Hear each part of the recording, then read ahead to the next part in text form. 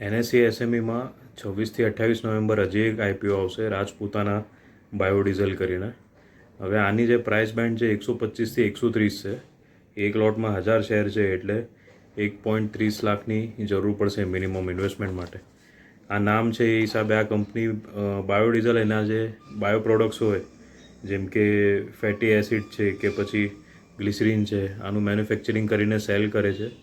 રાજસ્થાનમાં એમનો 4000 square મીટરનું plant છે, એમાં જે બનાવે છે. અને ઉત્પાદન ક્ષમતા આમ તો સારી છે, કેમ કે સેલિંગ કંપનીનું ઘણું સારું છે અને ઝડપી વેગે વધી પણ રહ્યું છે.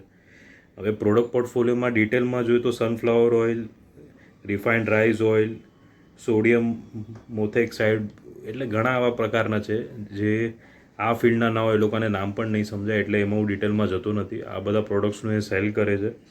પ્રોફિટ માર્જિન કંપનીનું 9.71% છે અને ડેપ્ટ ઇક્વિટી રેશિયો 1.26 છે.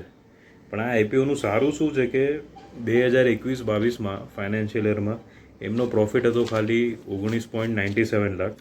2022-23માં વધીને થઈ ગયું 1.68 કરોડ અને એના પછી 23-24માં વધીને થઈ ગયો 4.52 કરોડ. એટલે આ પ્રોફિટ ગ્રોથ જે રીતે કરી રહ્યો છે એ રીતે લોંગ ટર્મના હિસાબે કંપની ઘણી સારી કહેવાય. બીજું, આજે આઈપીઓ માર્કેટમાં એનટીપીસી ગ્રીનનું સબસ્ક્રિપ્શન ચાલુ થઈ ગયું, 36% ભરાયો આજે. હવે છે ને બધા લોકો કન્ફ્યુઝ છે કે એનટીપીસીમાં ભરવો કે એનવીરોનું પણ ખોલવાનું છે એમાં ભરવો. તો જો ગ્રે માર્કેટનું જોઈએ તો એનટીપીસી કરતાં એનવીરોનું પ્રીમિયમ વધારે છે, એ વાત સાચી છે. પણ આપણે ગ્રે માર્કેટ પર બી બહુ ભરોસો કરીએ નહીં.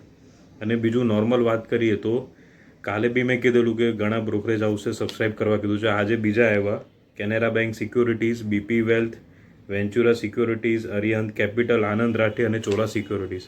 આ બધાના એનાલિસ્ટોએ એનટીપીસી ગ્રીન સબસ્ક્રાઈબ કરવાની સલાહ આપી છે. એટલે આ લોકોની મેનેજમેન્ટ ટીમ ખતરનાક હોય છે. આ લોકોનું ઘણું ડીપ એનાલિસિસ હોય છે. આ લોકોએ જો સબસ્ક્રાઈબ કરવા કીધું તો એનટીપીસી ગ્રીનમાં ઇન્વેસ્ટ કરવું જોખમી તો નહીં હોય. બંને શેર સારા છે, એનવીરોનું બી સારું છે અને એનટીપીસી ગ્રીનનું પણ યોગ્ય છે.